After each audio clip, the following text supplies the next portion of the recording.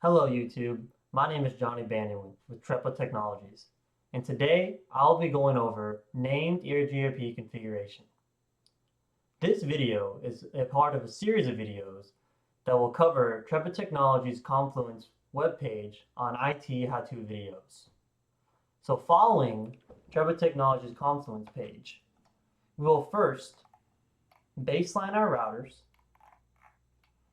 Then we'll configure EIGRP using name mode, and then we'll do some verification. This video will also have a little bonus configuration.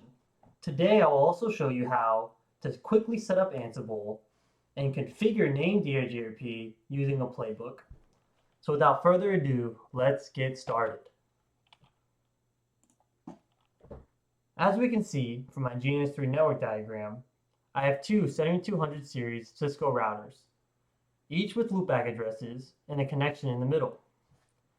This R1 also has a connection to my NAT cloud over here. This will come in later once we set up Ansible on our local machine. My GNS3 application is running on my local server, and my operating system is Ubuntu 20.04 Focal FOSS. So before we start configuring these routers for named EIGRP, let's git clone my company's baseline repo from Gitlab. First, let's log into Gitlab. We'll head to our project, and we'll hit clone with HTTPS. Next, we'll open up Visual Studio Code. And now we'll git clone using that URL. If you're following my other videos, there is a deeper explanation into what I'm doing here. But for now, I'm going to go a little quick with cloning this repo. Just putting in some credentials here.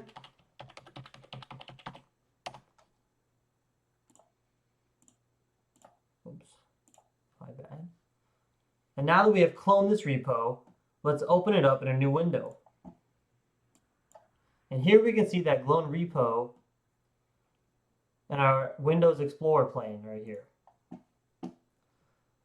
Now let's get our baseline and copy and paste it into R1 and R2. Here we have R1's baseline and R2's baseline. Let's go back into GNS3. Turn on our routers, and then console in. R1 and R2.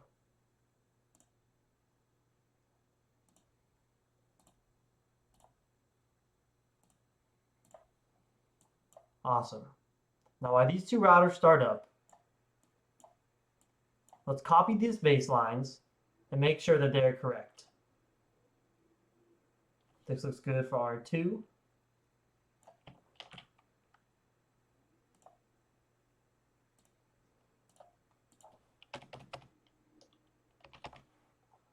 Let's paste this in here. Now let's do R1.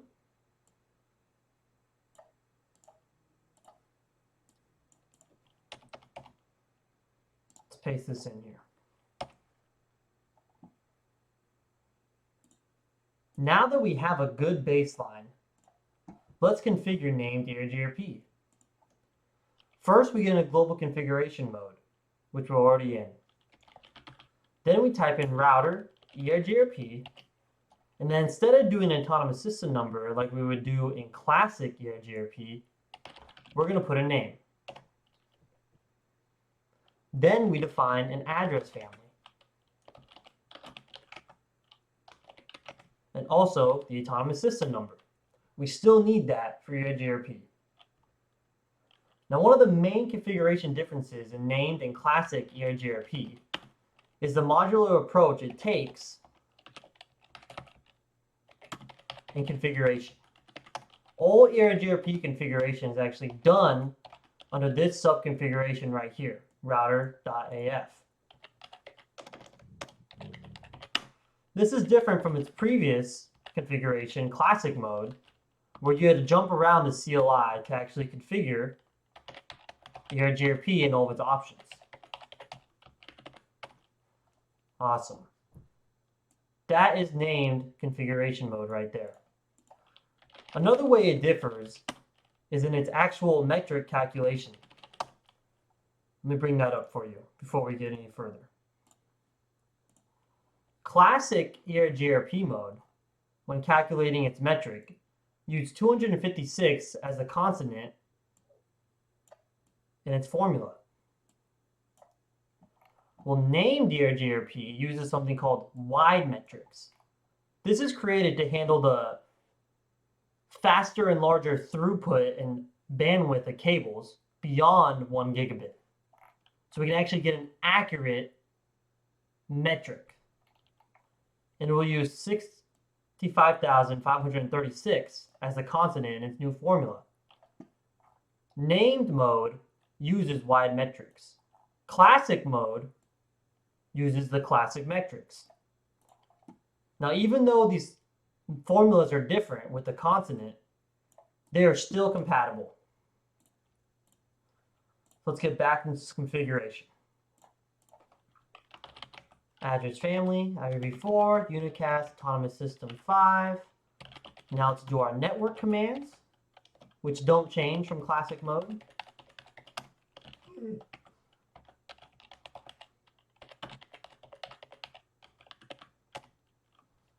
Awesome. That's all it takes to configure EIGRP. Now that we've configured EIGRP, let's do some basic verification. We will type in show IP EIGRP neighbors. Let me tab it out so I make sure I'm spelling it right. And boom, we have neighborship. Now let's check our routing table. Okay, so this is what happens when you mistype. Let's go ahead and do this over on router 2. This is why that tab completion is so important. And as we can see, router 2, we have EIGRP routes in there. So this is all it takes for named EIGRP. So now, let's get into some bonus rounds, some fun. Now we're going to configure this local repo that we just cloned for Ansible. And we're going to make an Ansible playbook to do named EIGRP configuration. All right. So let's get to it. First things first, let's go to VS Code.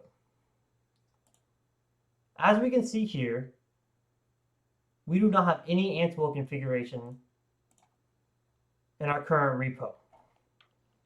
Just to make sure. Yep, this is our only folder. So let's do some Ansible configuration. Let's go ahead and make a directory, and we'll just call it Ansible. Or actually, let's call it automation. Let's get into that directory. And we need a couple files here for Ansible to work. The first one is our host file, and I'll actually come back into VS Code to make that. Host. And in here,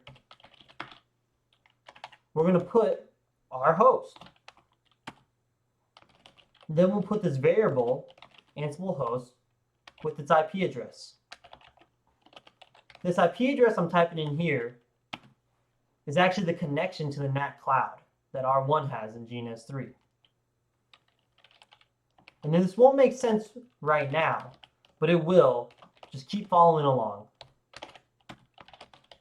These are also just connection variables for Ansible.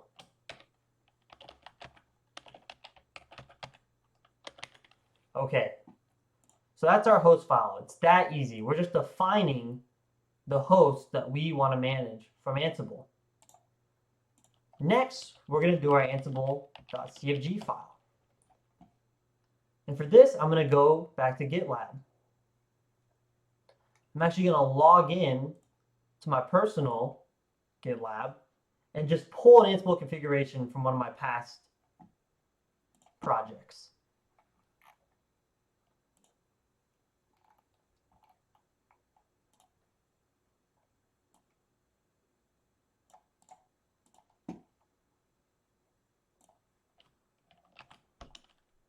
Boom. Now we have these two files.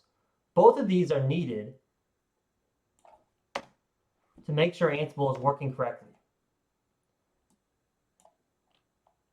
Now let's make some connection variables.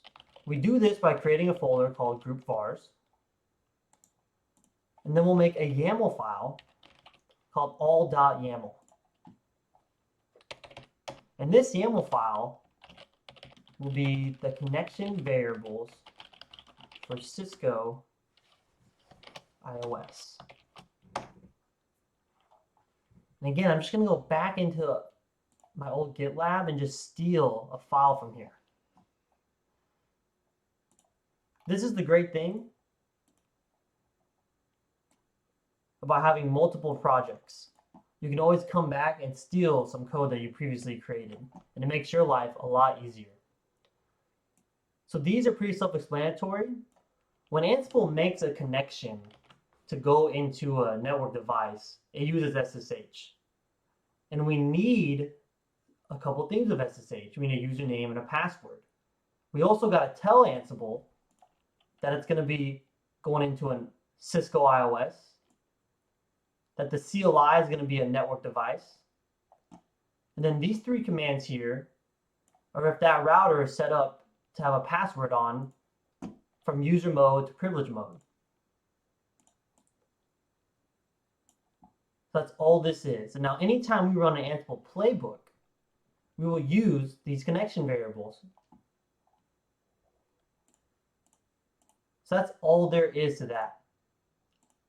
Now, before we can make a playbook, we have to configure NAT on router 1. So why do we need to do this? Because our local host is using 192.168.122.1 to connect to our GNS3 emulated network here.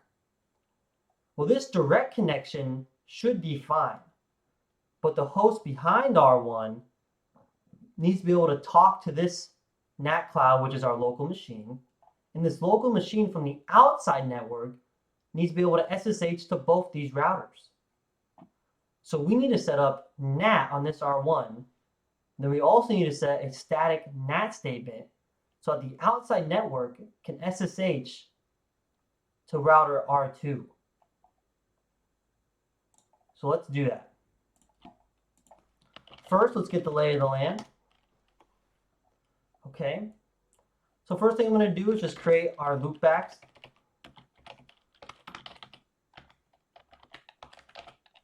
And we have this loopback here just to have more network statements to create in our playbook. So we can actually advertise to R2. And now let's set up that direct connection to that NAT cloud. Subscription to internet. Give it an IP address. If you know about the virtual network adapter in Linux, then you know that 192.168.122 is always the subnet with a /24. And this is even true for your virtual machine network in Ubuntu. We're going to enable CDP, because why not? And then we're going to tell this to be our NAT outside address. Give it a second while it creates that NVI0 interface, which is needed for it to be able to do its NAT translation. Then let's no shut. Before we move on, let's just do a quick test. And we can't reach that. Now let's create a static route so we can tell R1 where to go to reach the internet. Awesome.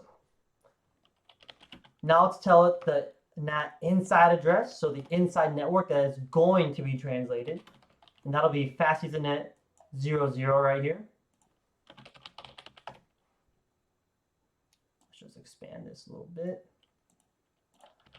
Next, we're going to define which addresses are to be translated. So we're going to do that with a standard access list. And we're going to permit the 172 network.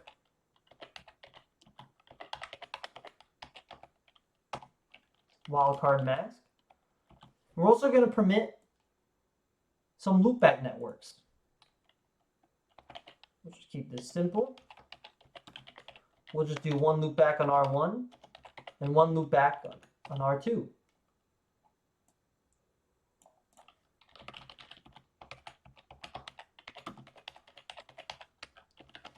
Perfect. Now, let's do our Nat statements.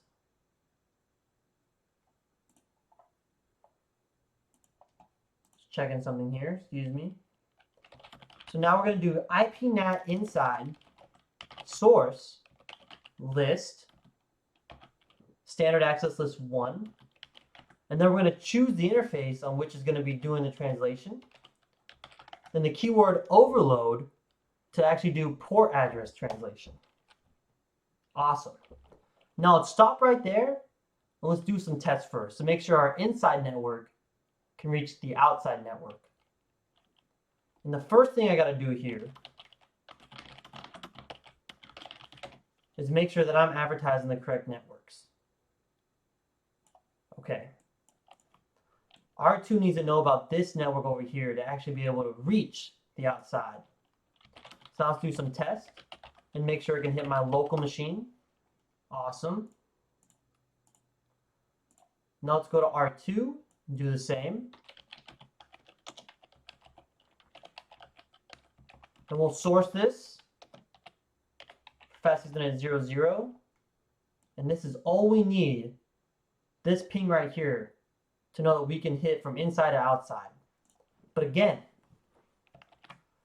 the whole point of this is so that our local machine, the outside network, can reach and SSH into R2, the inside network. Well, with NAT, inside to outside is possible, but outside to inside, you need to enable technology called port forwarding. And we do that on Cisco using a static NAT translation. So let me show you what that is. So again, we're going to start by doing a NAT configuration. And excuse me, let me just bring up my other window I had. Not that one.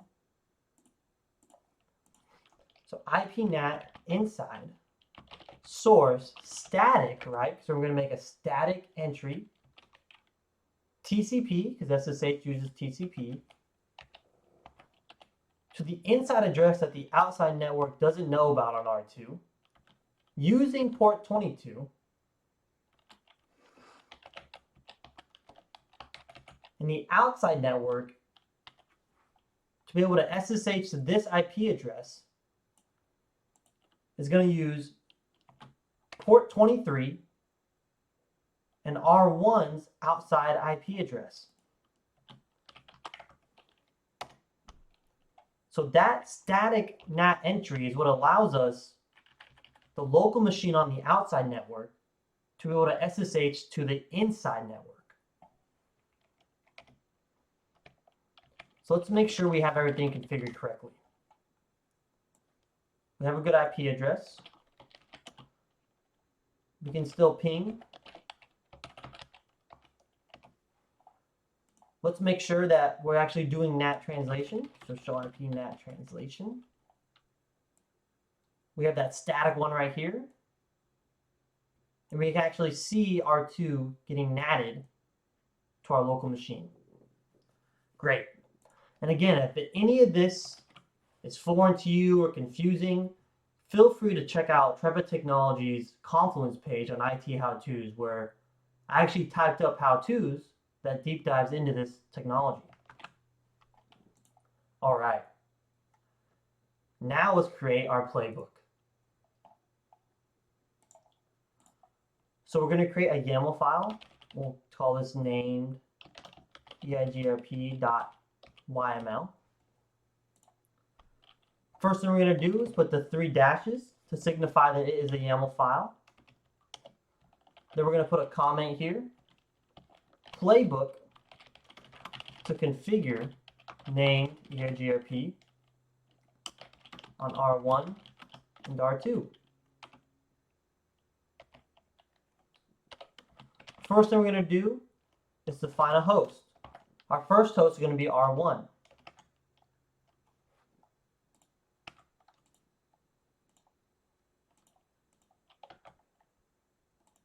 Next, we're going to actually put a task.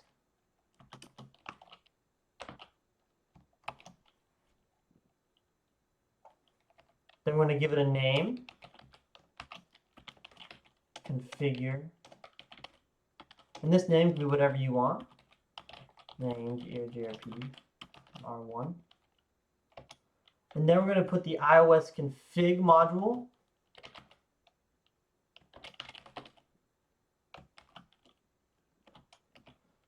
This module right here in Ansible actually lets us tell the router that we need to get into global configuration mode.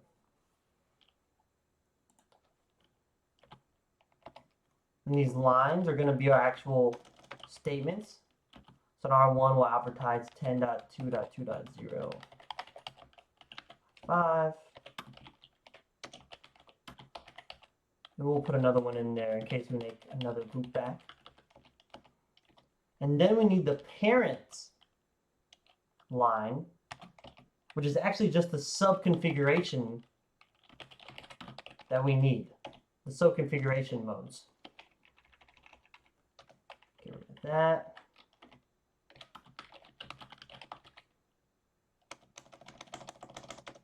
This will be address dash family IPv4 unicast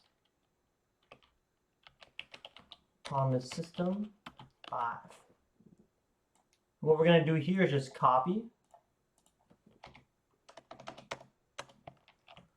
paste, and just change this to R2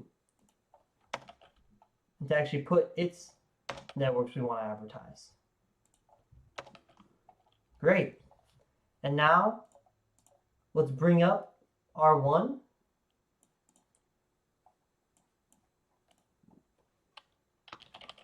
We'll bring that back in just a second. And let's go to our terminal and actually run this playbook.